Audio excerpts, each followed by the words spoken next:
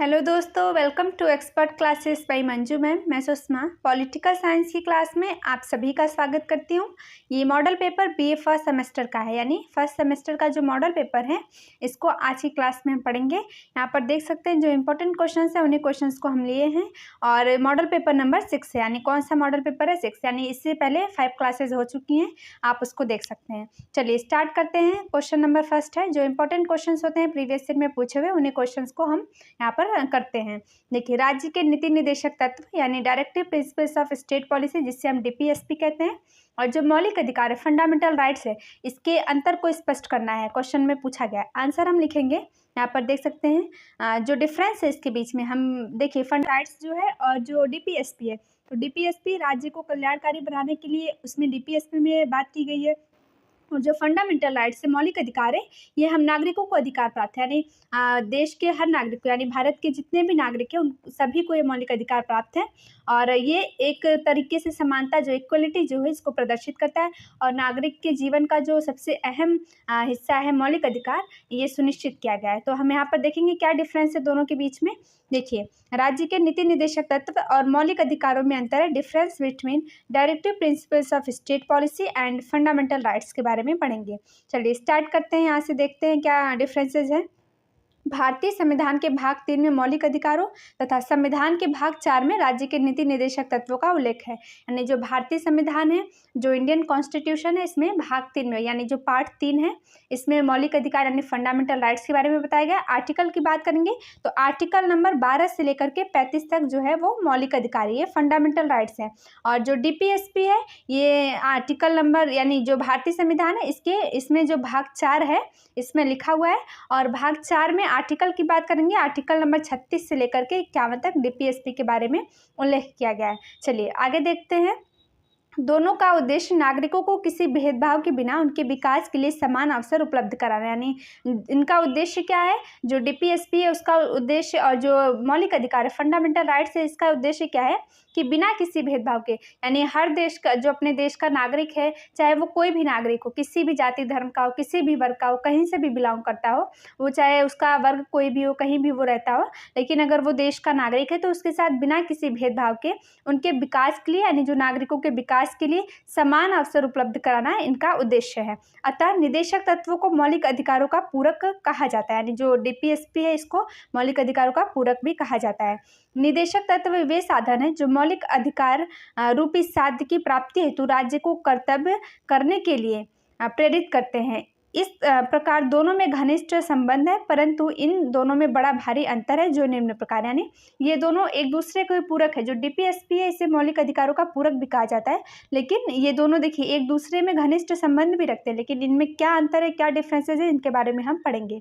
देखिए फर्स्ट है, यहाँ पहला डिफरेंस क्या दिया हुआ है, जहाँ मौलिक अधिकार न्यायालयों द्वारा लागू हो सकते हैं, यानी जो मौलिक अधिकार होते हैं फंडामेंटल राइट्स है वो न्यायालय में वाद्य योग्य है, यानी इसको हम कोर्ट में चैलेंज कर सकते हैं। हमारे मौलिक अधिकारों का उल्लंघन हो रहा है तो हम कोर्ट जा करके अपील कर सकते हैं, चाहे हाई कोर्ट जाए चाहे सुप्रीम कोर्ट जाए, यानी न्याय की गुहार लगा सकते हैं। लेकिन जो डीपीएसपी है, अगर कोई राज्य डीपीएसपी का पालन नहीं कर रहा है तो उसके प्रति हम न्यायालय नहीं जा सकते, यानी वो न्यायालय में वाद्य योग्य नहीं है। अर्थात मौलिक अधिकारों के पीछे न्यायिक शक्ति होती है, यानी मौलिक अधिकारों के पीछे कौन सी शक्ति है, तो न्याय की शक्ति होती है। वहाँ राज्य नीति निर्देशक सिद्धांत न्यायालयों द्वारा लागू नहीं करा सकते, यानी जो नीति निर्देशक तत्व है उसको हम कोर्ट में चैलेंज नहीं कर सकते, क्योंकि इनके पालन हेतु न्यायालय द्वारा राज्यों को बाध्य नहीं किया जा सकता, क्योंकि डीपीएसपी का पालन कोई राज्य सभी जो आर्टिकल्स है सभी रूल का पालन करे, इसके लिए कोर्ट इनको बाध्य नहीं कर सकता है। देखिए दूसरा अंतर क्या है, नीति निर्देशक तत्वों का सीधा संबंध राज्य से है, यानी डीपीएसपी किस लिए है, राज्य को कल्याणकारी बनाने के लिए। आर्टिकल नंबर 38 में कहा गया है, यानी कि 36 से लेकर के 51 तक डीपीएसपी का उल्लेख है, तो आर्टिकल 36 जो है 38 जो है, इसमें जो राज्य है इसको कल्याणकारी बनाने की बात की गई है। तो यहाँ पर कहा जा रहा है नीति निर्देशक तत्वों का सीधा जो संबंध है वो राज्य से है, जबकि मौलिक अधिकारों का संबंध नागरिकों से। यानी अगर हमसे नॉर्मल कोई पूछे, या हमें ये पता होना चाहिए कि मौलिक अधिकार किसके लिए होते हैं, नागरिकों के लिए होते हैं, और जो डीपीएसपी है वो राज्य के लिए है। देखिए देखिए, जो तीसरा अंतर है वो कौन-सा है? मौलिक अधिकारों का उद्देश्य मुख्यतः सामाजिक स्वतंत्रता पर बल देना है, यानी जो मौलिक अधिकार है फंडामेंटल राइट्स, ये किस पर बल देता है? तो जो सामाजिक तत्व है, यहाँ देख सकते हैं आप, मौलिक अधिकारों का उद्देश्य मुख्यतः सामाजिक स्वतंत्रता जो है, यानी जो सामाजिक स्वतंत्रता है लोगों की, इस पर बल देना है, जबकि नीति निर्देशक तत्वों का उद्देश्य आर्थिक स्वतंत्रता पर बल देना है। तो ये डिफरेंसेस है, इसको आपको समझना है। क्वेश्चन ये फोर्थ डिफरेंस क्या है, यानी चौथा अंतर क्या दिया हुआ है, यहाँ देख सकते हैं आप। मौलिक अधिकारों की रक्षा हेतु कोई भी नागरिक न्यायालय की शरण ले सकता है, जबकि नीति निर्देशक तत्वों की व्यवस्था के अनुसार राज्य द्वारा कार्य न किए जाने पर कोई भी नागरिक न्यायालय की शरण नहीं ले सकता। ये हमने पहले भी बताया कि जो डीपीएसपी है वो न्यायालय में बाध्य योग्य नहीं है, उससे हम कोर्ट में चैलेंज नहीं कर सकते। अगर कोई राज्य में डीपीएसपी को फॉलो नहीं किया जा रहा है तो हम कोर्ट नहीं जा सकते, अगर लेकिन हमारे मौलिक अधिकारों का उल्लंघन हो रहा है तो हम कोर्ट जा सकते हैं। और पांचवा अंतर क्या है? मौलिक अधिकार नकारात्मक है, क्योंकि मौलिक अधिकारों द्वारा राज्य को यह आदेश दिया जाता है कि उसे क्या नहीं करना चाहिए, यानी जो मौलिक अधिकार है ये कैसा है? एक नकारात्मक है, क्योंकि जो मौलिक अधिकार है, मौलिक अधिकारों के द्वारा राज्य को आदेश दिया जाता है कि वह क्या नहीं करना चाहिए, कि उसे क्या नहीं करना चाहिए, जबकि राज्य नीति के निदेशक तत्व सकारात्मक होते हैं, क्योंकि इसमें राज्य को यह निर्देश दिया जाता है कि उसे क्या करना चाहिए। यानी जो मौलिक अधिकार ये बताता है कि उसे क्या नहीं करना चाहिए, यानी कोई राज्य है या फिर किसी का मौलिक अधिकार है तो उसका जो उल्लंघन हो रहा है, या फिर मौलिक अधिकार जो हमें दिया जाता है कि हमें क्या करना चाहिए क्या नहीं करना चाहिए, जो हमारे फंडामेंटल राइट्स इसमें बताया जाता है, लेकिन जो डीपीएसपी इसमें बताया जाता है कि क्या करना चाहिए। तो ये डिफरेंस है, मेन डिफरेंसेज है। और छठा क्या है? मौलिक अधिकारों का क्षेत्र सीमित है, यानी जो मौलिक अधिकार है, जो हमारा फंडामेंटल राइट्स है, उसका जो क्षेत्र है वो सीमित है। और जबकि राज्य नीति निर्देशक तत्व बहुत अधिक व्यापक एवं विस्तृत है, क्योंकि भारतीय संविधान में अंतर्राष्ट्रीय महत्व के निर्देशक तत्वों को भी सम्मिलित किया गया, यानी अंतर्राष्ट्रीय जो महत्व है इसको भी डीपीएसपी में शामिल किया गया। और सातवां है, मौलिक अधिकार संकटकालीन घोषणा के पश्चात स्थगित या सीमित किए जा सकते हैं, यानी जो फंडामेंटल राइट्स है ये संकट के दौरान, यानी कि जब संकटकालीन स्थिति हो या आपातकाल दौरान हो, यानी जैसे भारत में अगर देश में आपातकाल लगे, किसी भी राज्य में आपातकाल लगे, तो मौलिक अधिकार को निलंबित किया जा सकता है, यानी इसे स्थगित भी किया जा सकता है, सीमित किया जा सकता है। जबकि नीति निर्देशक तत्व संकटकालीन घोषणा के पश्चात भी राज्य को सदैव निर्देश देते रहते हैं। और आठवां क्या है? यहाँ देखिए, मौलिक अधिकारों का कानूनी महत्व है, जबकि नीति निर्देशक तत्व आदेश मात्र, यानी जो मौलिक अधिकार ये कानून यानी लीगल है, और जो नीति निर्देशक तत्व है कैसे हैं? नैतिक आदेश हैं। और नमा क्या है? मौलिक अधिकार राज्य के लिए वर्तमान की विषय वस्तु है, जबकि नीति निर्देशक तत्व राज्य के लिए भविष्य के परिणाम है। ठीक है, चलिए नेक्स्ट है।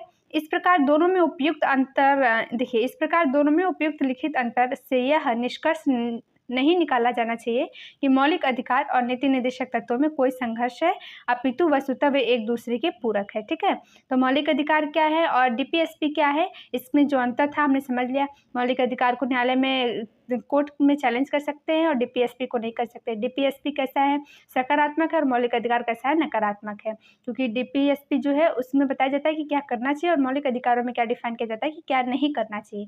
इसके आधार पर इसके जो अंतर है यहाँ पर हमने पढ़ा।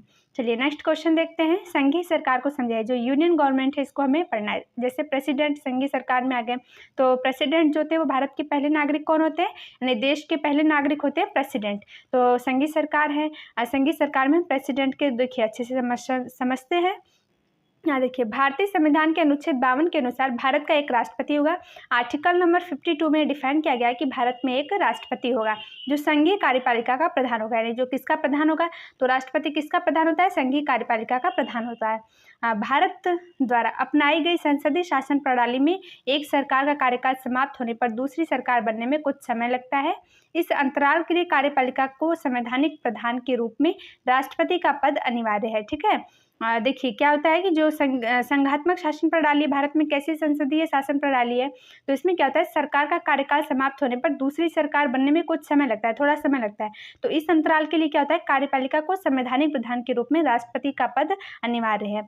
इस प्रकार राष्ट्रपति हमारे देश की शासन व्यवस्था का एक अनिवार्य अंग है। संघीय सरकार के समस्त कार्य राष्ट्रपति के नाम से ही संपादित होते हैं, यानी जितने भी संघीय सरकार के कार्य वो किसके नाम पर होते हैं? राष्ट्रपति के नाम पर होते हैं। उनके हस्ताक्षर के बाद ही, उनकी सहमति के बाद ही उसको लागू किया जाता है। वास्तव में वह देश के शासन का संचालन नहीं करता, यानी राष्ट्रपति जो है वो देश के शासन का संचालन नहीं करते, लेकिन उनकी सहमति होनी बहुत ज़रूरी है, उनका सिग्नेचर ज़रूरी है। देखिए जो संघ की कार्यपालिका शक्तियाँ प्राप्त है, व्यवहार में उनका प्रयोग संघीय मंत्रिपरिषद ही करती है, यानी जो राष्ट्रपति है उनको जो शक्तियाँ प्राप्त है, इसका प्रयोग वास्तव में कौन करता है, तो मंत्रिपरिषद करते हैं। इसलिए संविधान में कहा गया है कि संघ की समस्त कार्यपालिका शक्ति राष्ट्रपति में निहित है, वह इन शक्तियों का उपयोग स्वयं अथवा अधीनस्थ पदाधिकारियों द्वारा करता है, अर्थात राष्ट्रपति को उसके कार्यों में सहायता या परामर्श देने के लिए मंत्रिपरिषद की व्यवस्था की गई है। तो जो मंत्रिपरिषद है, इनकी व्यवस्था क्यों की गई है, जो राष्ट्रपति है इनको सलाह देने के लिए, इनकी सहायता करने के लिए इनकी व्यवस्था की गई है। जैसे प्रधानमंत्री मंत्रिपरिषद का अध्यक्ष होता है, और मंत्रिपरिषद का अध्यक्ष कौन होता है, प्रधानमंत्री होता है। देखिए राष्ट्रपति के लिए मंत्रिपरिषद का परामर्श बंधनकारी है, यानी जो राष्ट्रपति है ये मंत्रिपरिषद का परामर्श जो है, सलाह जो उसको मानेंगे, ये क्या है, बंधनकारी है। अतः राष्ट्रपति राज्य का अध्यक्ष है, वह नाम मात्र की कार्यपालिका। राष्ट्रपति का निर्वाचन यानी election of the president, Bharat का राष्ट्रपति प्रत्यक्ष रीति ऐसे जनता के द्वारा नहीं चुना जाता, यानी जो राष्ट्रपति है इनका चुनाव कौन करते हैं, तो राष्ट्रपति का चुनाव यानी राष्ट्रपति को हम और आप डायरेक्ट नहीं इलेक्ट करते हैं। इनका जो इलेक्शन प्रोसेस है वो कैसे होता है, अप्रत्यक्ष रूप से होता है। देखिए अपितु वह एक निर्वाचक मंडल द्वारा आनुपातिक प्रतिनिधि प्रणाली के आधार पर एकल संक्रमणीय मतदान द्वारा अप्रत्यक्ष रूप से निर्वाचित किए जाते हैं। यानी राष्ट्रपति का चुनाव नहीं होता है, उन्हें अपॉइंट किया जाता है, उन्हें निर्वाचित किया जाता है। किसके द्वारा किया जाता है, उनका निर्वाचन हम और आप नहीं करते हैं, एक जो हमारे द्वारा चुने गए लोग होते हैं वो मंत्रिपरिषद के लोग उनका निर्वाचन करते हैं, ठीक है। और किस प्रकार से राष्ट्रपति का चुनाव किया जाता है, यानी उनका निर्वाचन किया जाता है, तो एकल संक्रमणीय मत पद्धति के द्वारा उनका निर्वाचन किया जाता है। अतः राष्ट्रपति का निर्वाचन जिस निर्वाचक मंडल द्वारा होता है, यानी राष्ट्रपति का निर्वाचक जिस निर्वाचक मंडल द्वारा होता है, उसमें संसद के दोनों सदनों के निर्वाचित सदस्य, उसमें कौन कौन भाग ले सकते हैं, राष्ट्रपति के चुनाव में कौन लोग भाग ले सकते हैं। देखिए संसद के दोनों सदनों के निर्वाचित सदस्य यानी मनोनीत सदस्य उसमें भाग नहीं लेंगे।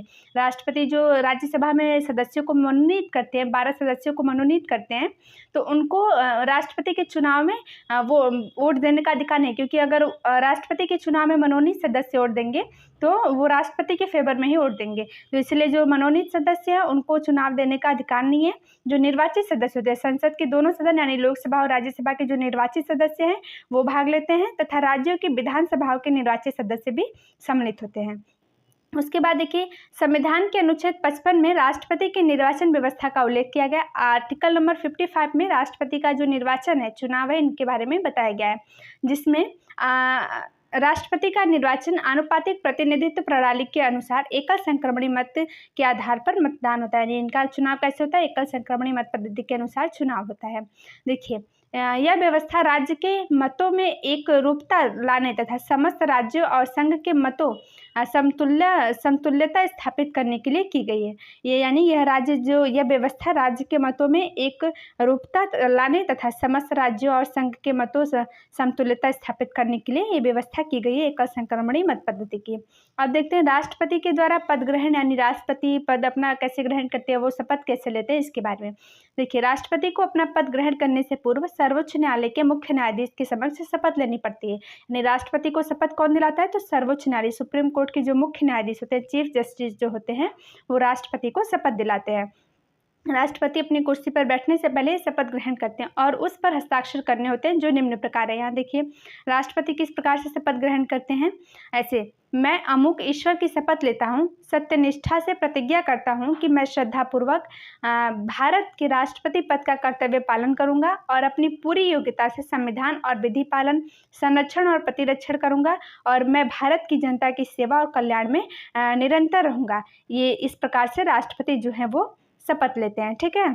चलिए अब राष्ट्रपति के कार्यकाल के बारे में पढ़ते हैं। इनका टेन्योर कितना होता है। संविधान के द्वारा राष्ट्रपति का कार्यकाल 5 वर्ष निर्धारित किया गया, यानी संविधान के अनुसार राष्ट्रपति का जो टाइम पीरियड है, जो इनका टेन्योर है, वो कितना है, 5 साल है। लेकिन इसके पूर्व भी राष्ट्रपति का पद कुछ परिस्थितियों में रिक्त हो सकता है, जैसे कुछ ऐसी परिस्थितियाँ हो जाए या फिर किसी भी कारणवश राष्ट्रपति पर महाभियोग की प्रक्रिया अगर लग गई है तो भी राष्ट्रपति का पद खाली हो सकता है। जैसे राष्ट्रपति स्वेच्छा से त्यागपत्र दे सकते हैं, अगर राष्ट्रपति त्यागपत्र देना चाहे तो इनका पद खाली हो जाएगा, या उसे संसद द्वारा महाभियोग की प्रक्रिया के द्वारा पदच्युत भी किया जा सकता है, यानी कि अगर उन पे महाभियोग की प्रक्रिया लग गई है तो भी उनका पद खाली हो हो जाएगा, वो राष्ट्रपति के पद से हट जाएंगे। यदि महाभियोग द्वारा पदच्युति के कारण राष्ट्रपति का पद इस अवधि के बीच में ही रिक्त हो जाए तो इस स्थिति में राष्ट्रपति का पुनः निर्वाचन यानी निर्वाचन पुनः 5 वर्ष की संपूर्ण अवधि के लिए होता है, न कि शेष अवधि के लिए। यानी अगर राष्ट्रपति का दोबारा से यानी पुनः निर्वाचन हो रहा है तो वो 5 वर्ष के लिए ही होता है।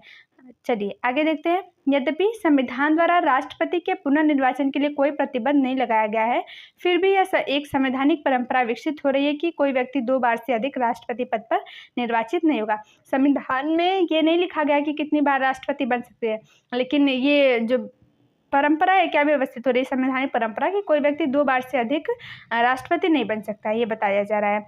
और देखिए, राष्ट्रपति को उसके पद से हटाया जाना या महाभियोग, राष्ट्रपति को उनके पद से कैसे हटाया जा सकता है, उन पर महाभियोग की प्रक्रिया यानी इम्पीचमेंट कैसे लगाया जा सकता है। यदि राष्ट्रपति संविधान का उल्लंघन करता है तो यदि राष्ट्रपति जो है, प्रेसिडेंट जो है, वो संविधान का उल्लंघन कर रहे हैं तो भारतीय संविधान के अनुच्छेद 61 यानी इम्पीचमेंट महाभियोग का जो प्रक्रिया है आर्टिकल नंबर 61 में दिया गया है। आर्टिकल 61 के व्यवस्था के अनुसार उस पर महाभियोग लगाकर उसे उसके पद से हटाया जा सकता है, यानी राष्ट्रपति को भी उनके पद से हटाया जा सकता है जब वो संसद का दुरुपयोग करे यानी कि संविधान का पालन नहीं करे तब। महाभियोग का प्रस्ताव संसद के किसी भी सदन में प्रस्तुत किया जा सकता है, यानी चाहे लोकसभा में या राज्यसभा में महाभियोग की जो प्रक्रिया है उसको शुरू की जा सकती है।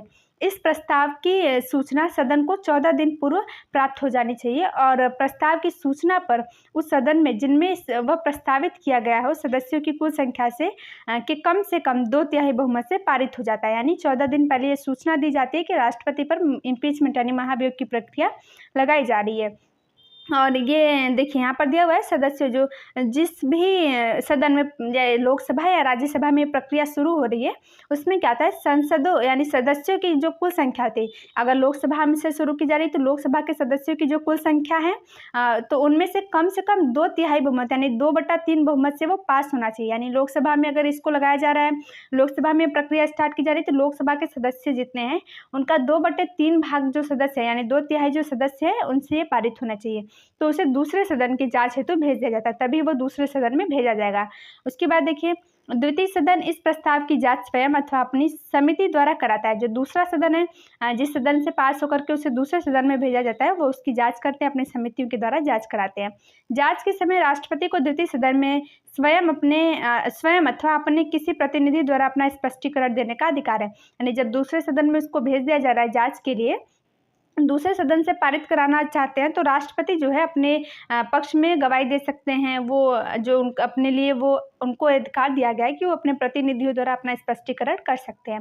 जांच के समय द्वितीय सदन भी प्रथम सदन की भांति कुछ सदस्यों के 2/3 बहुमत से महाभियोग के प्रस्ताव को स्वीकार कर लेता है, तो राष्ट्रपति पर महाभियोग सिद्ध हो जाता है। अगर दूसरे सदन में भी, जिस सदन में भेजा गया वहां से भी अगर ये पारित हो जाता है तो राष्ट्रपति पर जो महाभियोग की प्रक्रिया है वो सिद्ध हो जाती है। राष्ट्रपति को अपने पद से त्यागपत्र देना पड़ता है और उसी दिन से राष्ट्रपति को अपना पद त्यागना पड़ता है। जब दोनों सदन से प्रक्रिया पास हो जाएगी तो राष्ट्रपति को अपना पद त्यागना पड़ेगा।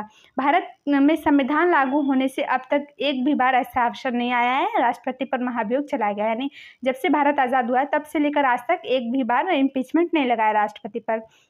देखिए, राष्ट्रपति के अधिकार अथवा शक्तियां एवं कर्तव्य। राष्ट्रपति की क्या अधिकार है, यानी powers and duties of the president. राष्ट्रपति के अधिकार क्या, उनके पास क्या शक्तियां हैं, इसके बारे में समझते हैं।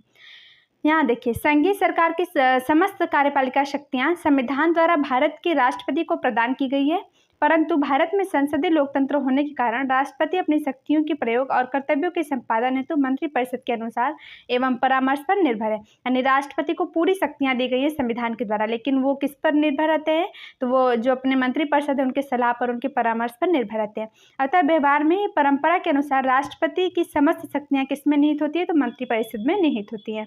राष्ट्रपति अपनी शक्तियों का प्रयोग और कर्तव्यों का संपादन प्रतीक के रूप में ही करता है।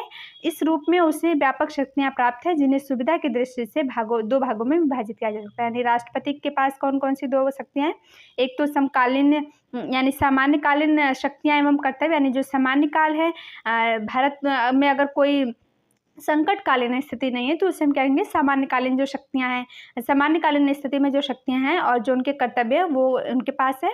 और दूसरा क्या है, संकटकालीन शक्तियाँ एवं कर्तव्य। और जो संकट काल के दौरान जैसे अगर देश में इमरजेंसी लग गई है, चाहे वो नेशनल इमरजेंसी हो, चाहे वित्तीय आपातकाल हो, तो उस दौरान और उनके क्या कर्तव्य ये इनको बताया गया है, इनके बारे में लिखा हुआ है। तो देखिए राष्ट्रपति के बारे में, यानी जो हमने संघीय सरकार पढ़ा, यूनियन गवर्नमेंट पढ़ा, उसमें हमने क्या पढ़ा, राष्ट्रपति के बारे में अच्छे से पढ़ा और समझा। राष्ट्रपति को किस प्रकार से चुना जा सकता है, किस प्रकार से उन्हें हटाया जा सकता है उनके पद से, और उनमें क्या क्या शक्तियाँ होती हैं, इन सब चीज़ों के बारे में हमने आज की क्लास में पढ़ा। तो आई होप आपको जो क्वेश्चन है वो अच्छे से समझ में आ रहे होंगे। ये देखिए इंपॉर्टेंट क्वेश्चन है, एग्जाम में पूछे जाएंगे, तो आपको इस तरीके से आंसर्स को लिखना होगा। तो आज के लिए इतना ही। नेक्स्ट क्लास में अगले क्वेश्चन के साथ मिलते हैं। Thank you.